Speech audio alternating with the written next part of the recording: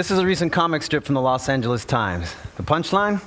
On the other hand, I don't have to get up at 4 every single morning to milk my Labrador. This is a recent cover of New York Magazine, Best Hospitals, where doctors say they would go for cancer treatment, birth, strokes, heart disease, hip replacements. 4 a.m. emergencies. And this is a song medley I put together. It's 4 in the morning, the end of December. Well, it's 4 in the morning, by the sound of the birds. 4 in the morning, crapped out, yawning. Did you ever notice that 4 in the morning has become some sort of meme or shorthand? It means something like, you are awake at the worst possible hour. A time for inconveniences, mishaps, yearnings, a time for plotting to whack the chief of police, like in this classic scene from The Godfather. Coppola's script describes these guys exhausted in shirt sleeves. It is 4 in the morning. A time for even grimmer stuff than that, like autopsies and embalmings in Isabel Allende's The House of the Spirits. After the breathtaking green-haired Rosa is murdered, the doctors preserve her with unguents and mortician's paste. They worked until 4 o'clock in the morning. A time for even grimmer stuff than that, like in last April's New Yorker magazine. This short fiction piece by Martin Amis starts out, on September 11, 2001, he opened his eyes at 4 a.m. in Portland, Maine, and Muhammad Atta's last day began. For a time that I find to be the most placid and uneventful hour of the day, 4 in the morning sure gets an awful lot of bad press across a lot of different media from a lot of big names, and it made me suspicious. I figured surely some of the most creative, artistic minds in the world really aren't all defaulting back to this one easy trope like they invented it, right? Could it be there is something more going on here? Something deliberate, something secret. And who got the 4 in the morning bad rap ball rolling anyway? I say this guy, Alberto Giacometti, shown here with some of his sculptures on the Swiss 100 franc note. He did it with this famous piece from the New York Museum of Modern Art. Its title, The Palace at 4 in the morning. 1932. Not just the earliest cryptic reference to 4 in the morning I can find. I believe that this so-called first surrealist sculpture may provide an incredible key to virtually every artistic depiction of 4 in the morning to follow it. I call this the Giacometti Code, a TED exclusive. No. Feel free to follow along on your Blackberries or your iPhones if you got them. It works a little something like this. Is a recent Google search for 4 in the morning. Results vary. Of course, this is pretty typical. The top 10 results yield you 4 hits for Farron Young's song, It's 4 in the Morning.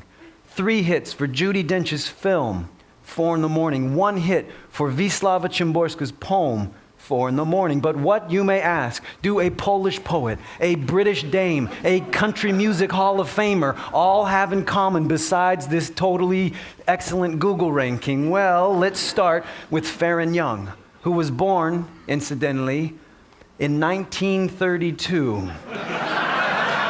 1996, he shot himself in the head on December 9th, which, incidentally, is Judi Dench's birthday. But he didn't die on Dench's birthday. He languished until the following afternoon when he finally succumbed to a supposedly self-inflicted gunshot wound at the age of 64, which, incidentally, is how old Alberto Giacometti was when he died. Where was Wisława Szymborska during all this? She has the world's most absolutely watertight alibi. On that very day, December 10th, 1996, while Mr. 4 in the morning, Farron Young, was giving up the ghost in Nashville, Tennessee, Ms. 4 in the morning, or one of them anyway, Wisława Szymborska, was in Stockholm, Sweden, accepting the Nobel Prize for Literature, 100 years to the day after the death of Alfred Nobel himself. Coincidence? No, it's creepy. Coincidence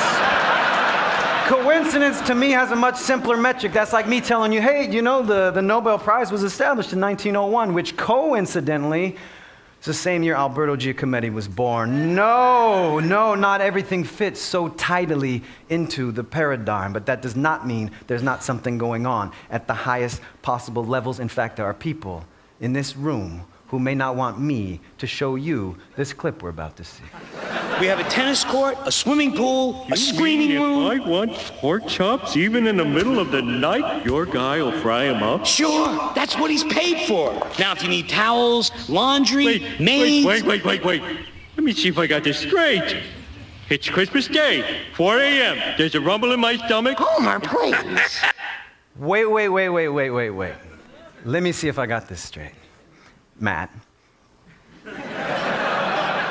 When Homer Simpson needs to imagine the most remote possible moment of not just the clock, but the whole freaking calendar, he comes up with 0400 on the birthday of the baby Jesus. And no, I don't know how it works into the whole puzzling scheme of things, but obviously, I know a coded message when I see one. I said, I know a coded message when I see one. Folks, you can buy a copy of Bill Clinton's My Life from the bookstore here at TED, parse it cover to cover for whatever hidden references you want. Or you can go to the Random House website where there is this excerpt. And how far down into it you figure we'll have to scroll to get to the golden ticket? Would you believe about a dozen paragraphs? This is page 474 on your paperbacks if you're following along. Though it was getting better, I still wasn't satisfied with the inaugural address. My speechwriters must have been tearing their hair out because as we worked between 1 and 4 in the morning on Inauguration Day, I was still changing it. Sure you were, sure. Because you've prepared your entire life for this historic quadrennial event that just sort of sneaks up on you. And then, 3 paragraphs later, we get this little beauty.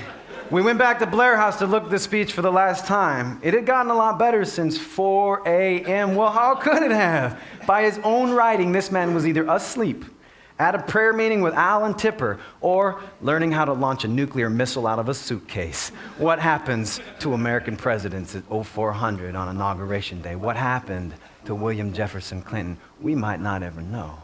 And I noticed he's not exactly around yet today to face any tough questions. It could get awkward, right? I mean, after all, this whole business happened on his watch. But if he were here, he might remind us, as he does in the wrap-up to his fine autobiography, that on this day, Bill Clinton began a journey that saw him go on to become the first Democrat president elected to 2 consecutive terms in decades, in generations, the first since this man, Franklin Delano Roosevelt, who began his own unprecedented journey way back at his own first election, way back in a simpler time, way back in 1932, the year Alberto Giacometti made the palace at 4 in the morning, the year, let's remember, that this voice, now departed, first came a-crying into this big old crazy world of ours. And it's 4 in the morning, and once more the dawning just woke up the warning in me. It's 4 in the morning, and it's a lot to think about. the dawning just woke up And I thank you. the warning